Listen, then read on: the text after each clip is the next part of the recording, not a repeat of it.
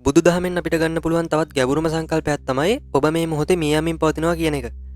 ඔව් ඔබ මේ වීඩියෝ බලන සෑම තප්පරයක් ඇතුළතම ඔබේ ශරීරය කෝටි වාරයක් විනාශ වෙලා යනවා.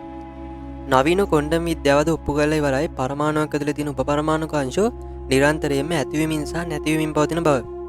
විද්‍යාවේකට ක්වොන්ටම් ෆ්ලක්චුවේෂන් කියද්දී බුදුදහම මීට වසර 2500කට කලින් මේක හැදින්නුවේ කණික මරණය කියලා.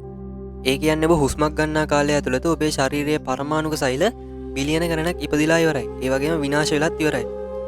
ඔබ හිතනවා නම් ඔබ මේ ඉන්නේ ඊයේ හිටපු පුද්ගලයාමයි කියලා. ඒක තමයි ඔබ රවටන ලොකුම මායාව. දැන් ඔබට ප්‍රශ්නයක් ඒවි ශරීරයේ මේ තරම් වේගයෙන් විනාශ වෙනවා නම් ඇයි මට මාව තවමත් එකම පුද්ගලයෙක් වගේ දැනෙන්නේ කියලා. ඒකට හේතුව තමයි ඔබේ මතකය. හරියට වේගෙන් කරගෙන විදුලි පංකාවක තටු වෙන වෙනම පෙනෙන්නේ නැතුව එකම තැටියක් වගේ පේනවා වගේ ඔබේ සිතේ ඇතිවන සිතුවිලි සහ මතකයන් එක පෙළට වේගෙන් ගලා යන නිසා ඔබව රැවටෙනවා.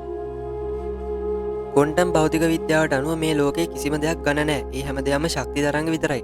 එහෙමනම් ඔබ මගේ කියලා අල්ලගෙන ඉන්න මේ රූපය ඇත්තටම පවතිනවද? පරමාණුක මට්ටමින් බලනකොට ඔබ සෑම ක්ෂණයකම අලුත් වන ප්‍රවාහයක් විතරයි. විද්‍යාව පරමාණුව විනාශ වෙන බව සොයාගත්තා.